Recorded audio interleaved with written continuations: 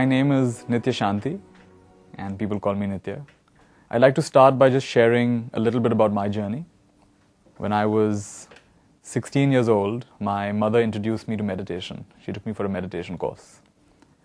And I had no idea what meditation was or what it was about. And I was surprised to find that the simple act of sitting quietly and being with myself led to a kind of peace. Not to say that it was peaceful the whole time, there were a lot of challenges. So I got interested in meditation, began practicing regularly. And eventually the interest led to my leaving my corporate job many years later and ordaining as a Buddhist monk. I had a chance to live in the forest tradition of Thailand and Sri Lanka. And at some point I decided that the things I've learned I want to share in a wider context. And I've been, for the last 8 years or so, meeting friends around the world and sharing some of the things I've learned. Now, there's an interesting shift that I saw from my early days when I was doing my MBA, which talked about time management. You manage your time well, you manage your life well. So as I went along, began reading more and discovering more, I realized time management is just one part of the puzzle. There's another big part which people have begun talking about, which is energy management. And that means that it's not just how much time you have, it's how energetic you are. You have the same number of hours, but in the morning you tend to be more energetic. In the afternoon you get sluggish. So how can you sustain a good level of energy through the day? One way to do that is to eat healthy food, to exercise well, to sleep well, and to have a good attitude. When you're enthusiastic, you have a lot of energy. When you're connected to what you're doing, you have good energy. However, having lived as a monk, I realized there's a paradigm even deeper than energy management. It's known as attention management. And Buddhist monks, along with perhaps many other spiritual practitioners, are some of the world's experts in attention management. So some people have heard the phrase, energy flows where attention goes. What am I giving my attention to? So here are 4 basic places our attention can go. One is, what is it I don't want? In other words, what is it I don't like in my life? What is it that's happening in my life I'm not enjoying? When I give attention to what I don't want, I experience what's known as conflict, depression, sadness, anger, frustration, irritation. All these states come by exclusively focusing on what I don't want. What I focus on expands. When I focus on what I don't want, that expands. This is one level of consciousness, one way of relating to the world. Another way of relating to the world is what I do want. So it's a shift from what I don't like, I don't want, which is a victim mind state, to what is it I really want. And this is the first place where you start having self-belief and say, yeah, maybe I can do it. Maybe it is possible. However, for most people, this is facing outwards. It's about what can I get in the world? What can I become in the world? What can I have in the world? It's that kind of ambition, looking outwards. So while this generates a lot of energy, at the same time, it's all about getting results on the outside, and we assume our happiness is dependent on achieving all of these things first and then being happy. So it's a shift from don't want to do want, to really want.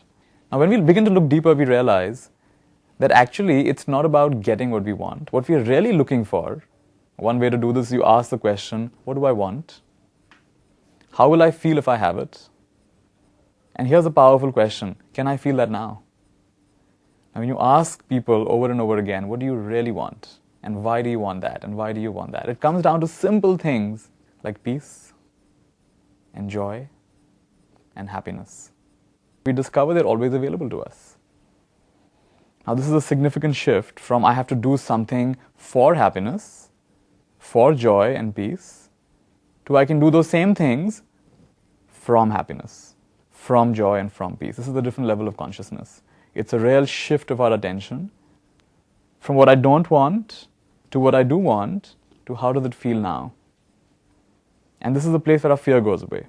Because otherwise we are afraid, what if it doesn't happen? Right? There's always that fear. And as you start living from this inside-out approach, from being in that state of consciousness that you're seeking first and then doing everything else, you start finding you're much more in the present. Notice that anything you enjoy doing, some people enjoy taking walks in nature, some people enjoy music, some people enjoy spending time with the family. Just notice, what is it that you enjoy? And notice, when you're enjoying it, are you in the present or are you distracted? And everyone immediately says, oh, I'm much more present. When I'm enjoying it, I'm present. So in other words, when you're enjoying something, it's the gateway to living in the present. The way to live in the present is to enjoy what's happening. Most of us wait for something that we enjoy to happen to live in the present. Now, the art of attention is to choose to enjoy it and be present. This is the art of intention and attention. So this is what I discovered in my time of living as a Buddhist monk. I realized the art of attention. And I could probably say it like this.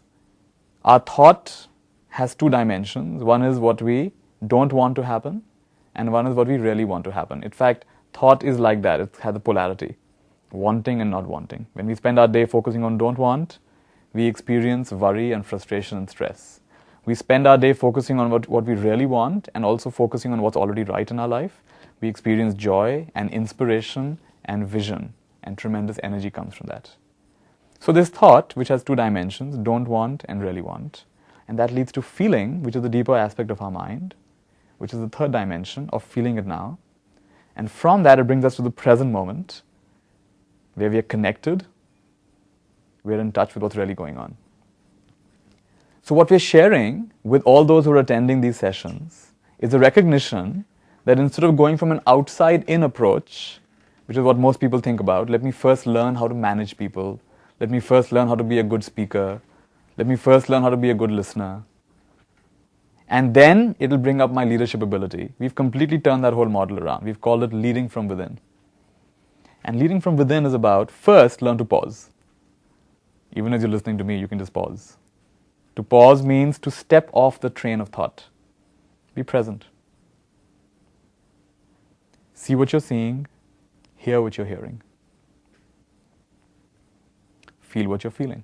This is to pause. When you pause, you naturally become aware not only of the outer events of your life, but also what's happening on the inside, the feelings. You're getting in touch with this deeper aspect of your mind. So to pause and feel, and now you make an intention.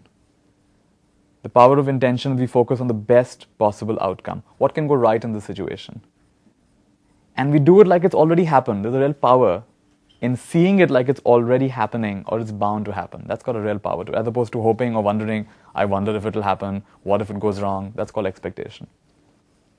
And from that, natural connection happens. A natural sense of authentic speech, deep listening, appreciating the happiness of others, the joy of others, and relating to people in such a way it builds trust, it builds confidence, and beautiful outcomes come out of it.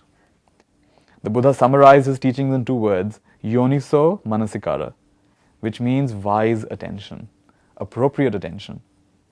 And leading from within is all about recognizing where are you giving your attention. When we learn that, we've touched the fountainhead of all leadership capacity, starts from there.